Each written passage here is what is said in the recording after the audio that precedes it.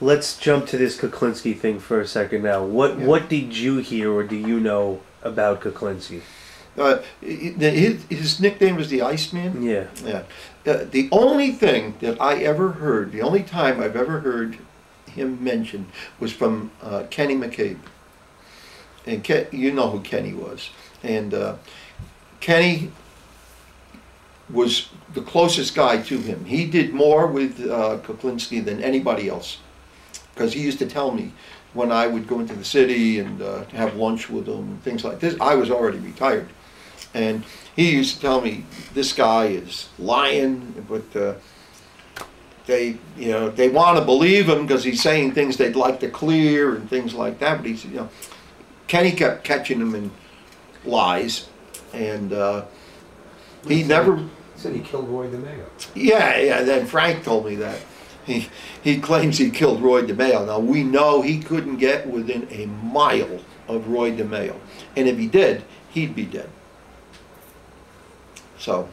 Well, Frank said he couldn't even identify what was in the trunk with Roy when you. Yeah. Now, how could you not know what was in that trunk? It was one of the most shocking things we ever saw. I was there when we popped the trunk out. Oh, you were there? I was there, and when we popped the trunk on his caddy, and I was standing right next to the guy banging it. Thing pops open. Right on top is a chandelier, or a shade for a chandelier, or something. Big lamp shade, or chandelier. I'm not sure. Chandelier. I mean, it was huge, sitting right on top of him. So they pull that out, and of course, then Roy's hands are up. He'd been shot through his hands.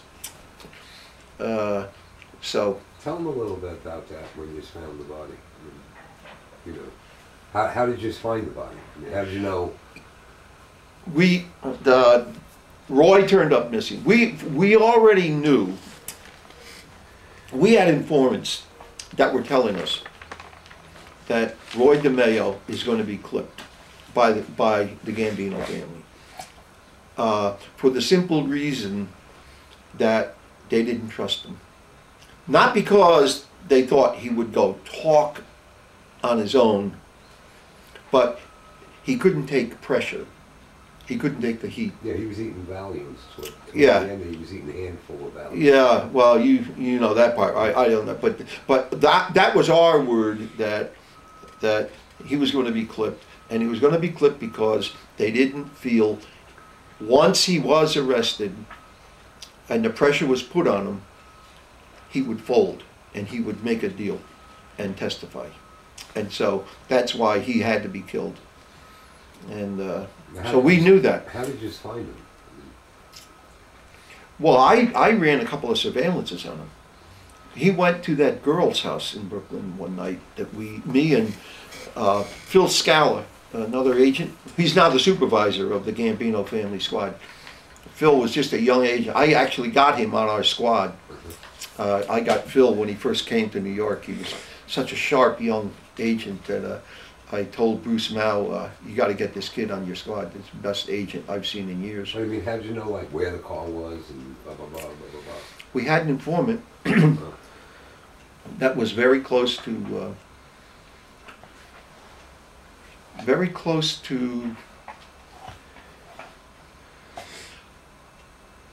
not Roy, because we didn't have anybody real close to Roy, but I guess knew the girl, Patty. Yeah, Patty. Yeah, who was a bar tender at the barmaid at the Gemini. She was also a junkie. Yeah, we knew that too. But whoever it was, I think she may have been the informant. I forget. She was always there, right? I would say she might have been the informant, but I never knew who the informant was, and I had no need to know it. And in the bureau, you don't ask who the informant is unless somebody wants to tell you. You never ask who the informant is. But if it's reliable information, it's what we want to know, then we act on it. And one of the things was that at the end, Roy was scared. He was jumping around. He was like a chicken with his head cut off. This is what we were told. And She probably was the informant, now that I think about it, because she said, or whoever said it, said that Roy DeMeo is going to come to her house. We had the address and the whole thing, at like 7:30 that night, a particular night, and he was going to interview her about something that happened at the club. Maybe, I don't even know what it could be. Well, I know he killed that kid over her. Yeah, see, I don't know. It was something that she knew about. Well, And he was coming to ask her about it, whatever it was. Well, the story that I know, because I was there when it happened, Okay. is she was after this guy, this young guy, and they used to come to the Gemini. Nothing had nothing to do with the Mayo crew, nothing like Right. that. But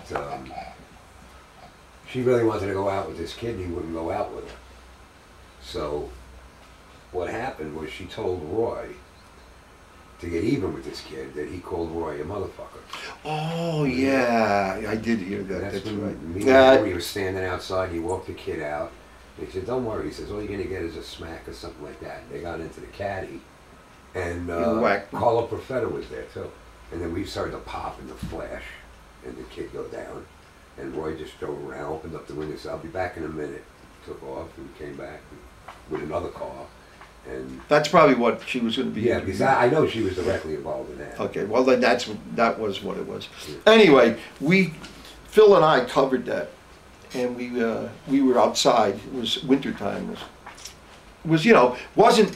I'll tell you, we did that surveillance within a month or less before he was killed, because we knew that he was going to be killed. I mean, the word was out he was going to be killed. In fact, I think they even told him he was going to be killed.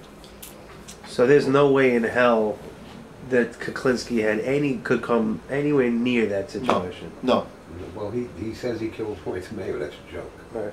I mean, I think everybody has a pretty good idea of what killed Let's Roy put it DeMeo. this way. How about this? Which is a better statement on killing Roy DeMeo. Paul Castellano, while Roy DeMeo was still alive. Now, remember I told you we had the wire on a bug at Angelo Ruggiero's house, and it was down in his playroom, his den. That's where his office, quote, office was. And he would meet with guys down there. That's why we had a bug there. One of the guys he used to meet regularly, 2 or 3 times a week, was John Gotti's brother, Gene Gotti. Angelo and Gene were good friends. Now, John was his best friend, but John was, moving up the line, and he was like, he wasn't around as much like as he used to be with Angelo. But Jeannie Gotti was regular, because by that time John was a capo, and John was reporting to Paul Castellano. He was going up on Sunday mornings to Castellano's house, meeting along with Jimmy Brown, Fiala, all the capos. Yeah, Nino. Up to the house and meet with Castellano. One day, Jeannie Gotti goes into Angelo's house, and he's kind of whispering it, like low voice, but we did get it up so we could hear it. And Jeannie says, "You know what? You know what Paulie told John yesterday?" Because this was a Monday, and Sunday was Sunday morning, because they used to meet on Sunday mornings because the FBI doesn't work on Sundays, except we do. Right. Because I was up, I used to, that was one of my jobs, was to go run that Sunday surveillances. Anyway, Jeannie says, "You know what Paulie told John yesterday? He wants him to take a look at Roy DeMeo." But when he says that, that's how the boss would say something to you. Cryptic, Yeah, sure. He'd never say, "I want you to Whack kill him, him." right. Take a look at him. And that really interpreted it. And Jeannie interpreted it. I mean, Jeannie says, he told John to take a look at him. And you know what that means. It means he wants John to take a look at Roy and his crew to see if we have to kill him, can you do it? And then Jeannie says, you know Roy DeMeo? He says, you know he's got an army around him. You can't get near that guy. He's got all those young guys. He said, you can't get near the guy. So, and John said that. And he says, John said to me, you know, we can't get near this guy. Because Roy didn't trust John Gotti either. He was afraid. He was the most afraid of John Gotti. But John Gotti was afraid of Roy. And John said, I can't get, my crew can't, we can't kill Roy. So that means his own crew has to do it. Right. Which is what they did. We think Nino was there, because I don't think anybody, he wouldn't come. It was at night.